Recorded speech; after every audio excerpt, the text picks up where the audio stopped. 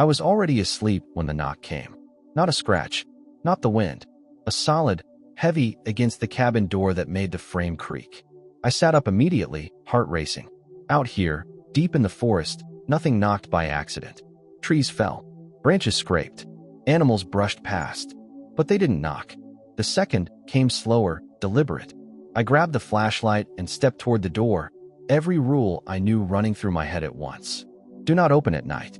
Do not approach wildlife. Do not make yourself visible. I looked through the small window. A lynx stood on the porch. She wasn't pacing. She wasn't growling. She wasn't trying to break in. She stood still, chest rising fast, snow clinging to her fur. Her belly was swollen, unmistakable even in the dim light. Pregnant, very far along. Our eyes met. She didn't flinch. That was the first thing that felt wrong. I stayed silent, barely breathing. A wild lynx should bolt the moment it sees a human shape. Instead, she took one slow step back, then stopped. She looked past me, toward the door, then turned her head toward the dark line of trees. She wanted me to look. I told myself it meant nothing. Stress does strange things to animals. Hunger, fear, instincts misfiring. Then she returned to the door and struck it again. Not hard, just enough to be heard. I whispered to myself that this was a mistake, that opening the door would change everything. But I could see it now. Her sides trembled. One of her back legs shook slightly when she shifted her weight. She wasn't just pregnant. She was exhausted. I cracked the door open a few inches, keeping my body behind it. The cold rushed in. She didn't move closer. Instead, she turned fully toward the forest and took several steps away, then stopped and looked back at me. Her ears were flat, not in aggression, but in tension. She waited. This wasn't about shelter. She didn't try to come inside. She wanted me to follow. Every training course I'd ever taken warned about moments like this. Predators lure. Situations escalate. One wrong move, and you become the problem. I stood there, door half open, arguing with myself while the lynx waited in the snow. If I stayed inside, she would leave. Or collapse. Or something worse would happen out there, unseen. If I followed her, I stepped into her world. At night. On her terms. She turned again, walked a few more steps toward the trees, then stopped. She was giving me time. I shut the door, grabbed my boots, jacket, and the small medical kit I kept by the wall. My hands were shaking as I pulled them on. I didn't tell myself I was doing the right thing. I only knew I couldn't ignore what I'd seen. When I stepped back onto the porch, she was already at the edge of the forest. She looked over her shoulder once. Then she disappeared into the dark, and I followed. The forest swallowed the light the moment I stepped off the porch. My flashlight cut a narrow tunnel through the darkness, catching snow, low branches, and the uneven ground ahead. The lynx moved several yards in front of me, silent, almost blending into the trees. She didn't run. She couldn't. She stopped often. Each time she paused, she stood with her head low, sides moving fast as she breathed. When I slowed down, she looked back to make sure I was still there. Then she moved again, careful, deliberate. Her tracks were clear in the thin layer of snow. Large, rounded prints, spaced closer than they should have been. A healthy lynx would cover this ground faster. We went downhill. The air grew colder, heavier. The flashlight beam caught broken branches and exposed roots, the signs of animals moving through the same narrow paths over and over. This was not random wandering. She knew exactly where she was going. The first sound reached me before I saw anything. A low, strained noise. Not a growl. Not a call. Something closer to breath forced through pain. The lynx froze. She stood at the edge of a shallow ravine, then stepped aside, giving me a clear view down. He lay between two rocks near the base of the slope. The male lynx was larger, heavier in the shoulders, his fur dark with moisture and dirt. One of his back legs was twisted at an angle that didn't belong to any living body. He tried to lift his head when the light touched him, then dropped it again. He had been there for hours, maybe longer. I moved slowly, keeping my distance. The female stayed uphill, watching every step I took. She didn't hiss or charge. She just watched. The injury was bad. I didn't need training to see that. The leg was swollen. The paw barely touched the ground when he tried to move. A fall, maybe, or a slip between the rocks while hunting. I crouched and spoke without thinking, my voice low and useless. Easy. I'm not touching you. He tried to pull himself forward and failed. His breath came fast, uneven. I checked what I had brought. Bandages. Antiseptic. Nothing that could set bone. Nothing that could move an animal this size without hurting him more. I tried anyway. I cleared snow, shifted small stones, looked for a way to free the leg without forcing it. Every attempt ended the same way. Pain. Resistance. The leg wouldn't come loose, and I wasn't strong enough to lift him clear. The female made a short sound behind me. Not anger. Something closer to warning. I backed away. Standing there, I understood what she had done. She hadn't come to my door for herself. She had come because she was running out of time, and the one animal she relied on could no longer move. And now neither of them could afford to wait. I looked at the ravine, the darkness, the injured male, then back at the female. I said it out loud, even though it changed nothing. I need help. I marked the nearest tree with my knife, fixed the location in my head, and stepped back onto the trail. Leaving them felt wrong, but staying meant doing nothing. As I turned uphill, the female lynx followed me with her eyes. I didn't know if they would still be alive when I came back. Morning came slowly, like the forest itself was reluctant to wake. The snow had stopped during the night, leaving everything quiet and sharp, every sound carrying farther than it should have. Pale light filtered through the trees in thin bands. I moved faster than I had the night before, following my own tracks downhill, careful not to break the crusted surface more than necessary. The radio clipped to my jacket felt heavier than it should have, as if it knew the decision it carried. I could call this in. I stopped twice with the radio in my hand, thumb resting on the button. Each time I pictured the process, the questions, the delays, the wait for people who had never stood in this ravine and never watched a life fade minute by minute. Best case, several hours. More likely, longer. The terrain was bad. The weather could turn again without warning. Waiting was safer for me. It might not be safe for them. I lowered my hand and kept moving. The ravine looked the same as it had the night before, but the silence felt heavier, pressed flat against the ground. The female lynx was there before I saw the male. She stood uphill, tense, ears forward, her body angled protectively toward him.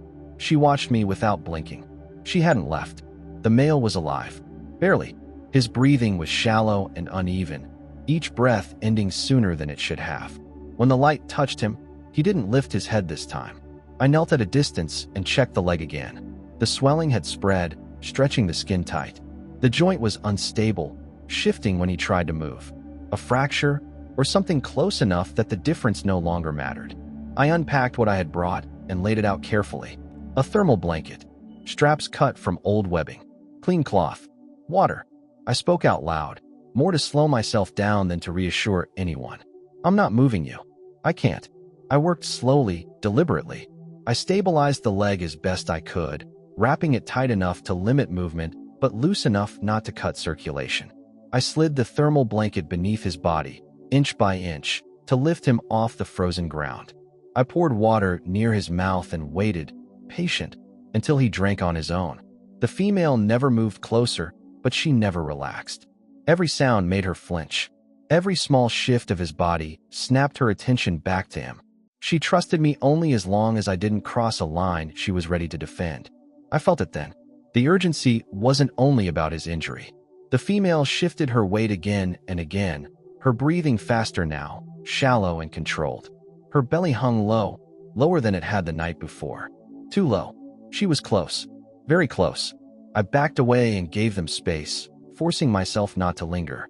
This was the boundary I couldn't cross. I couldn't carry him. I couldn't sedate him.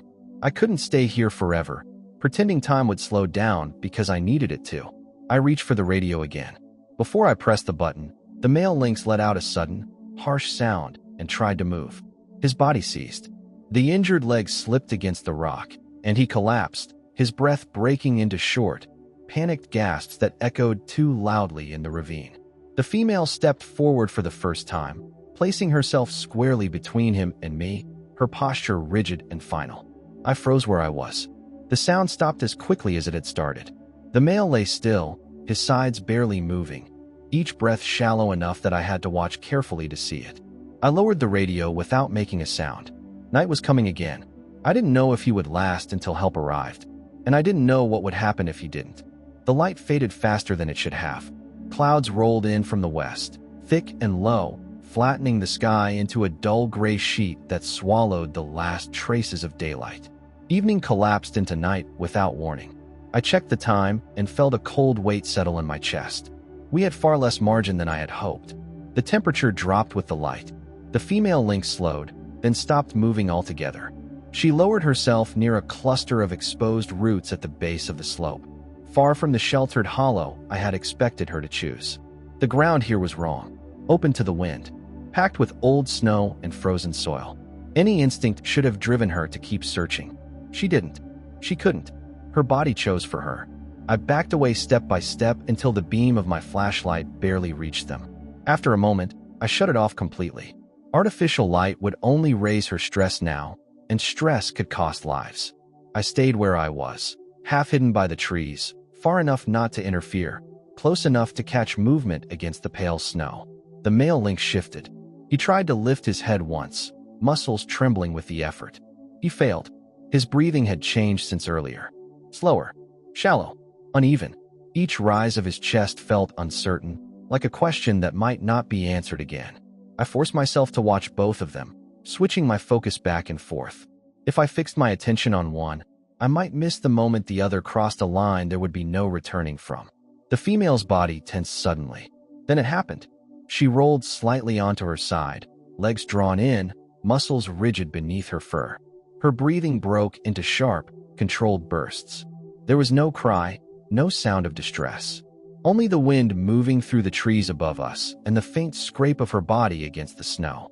This was not a moment that needed help. It needed space. I stayed absolutely still, barely allowing myself to breathe.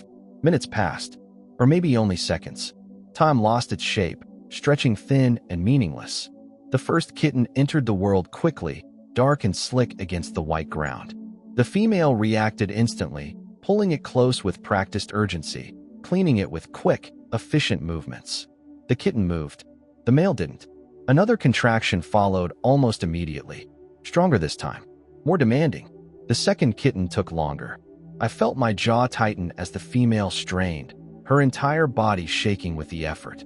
She paused, sides heaving, then pushed again, claws digging into the frozen soil. The kitten shifted. Then it was free. She drew both kittens toward her chest and curled her body around them, forming a living barrier against the cold and the wind. Her breathing slowed as she adjusted, shielding them as best she could in the open ground she had been forced to accept. Only then did she lift her head. She looked toward the male. He didn't move. I waited. The forest seemed to hold its breath with me. No birds, no distant animal calls, only the wind and the faint, steady movement of the female repositioning herself around the newborns. I took one step forward, instinct pulling me closer. Then I stopped. There was nothing left for me to do. The male's chest rose once. Then again. Barely. Night settled fully around us, heavy and absolute. I stayed where I was, watching shadows stretch and shift across the snow, knowing that whatever the outcome would be, it would be decided long before morning. The forest sounded different a few days later. Not quieter, just settled. The storm never came back.